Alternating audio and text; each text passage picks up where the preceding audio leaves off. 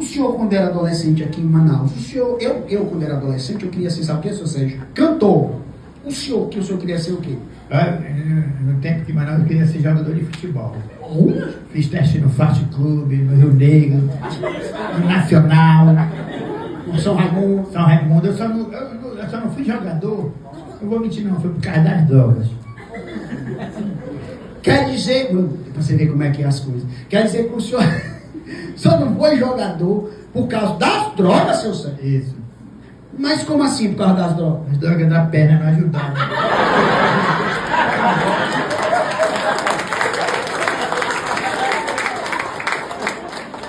É mesmo, isso não dá pra ser jogador não. Quer dizer que o senhor tava de frente pro gol, o senhor chutava pro gol, a bola ia pra onde? Tava pro lado.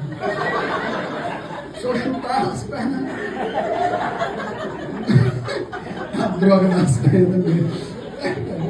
Seu Sérgio, assim pra nós ensinar.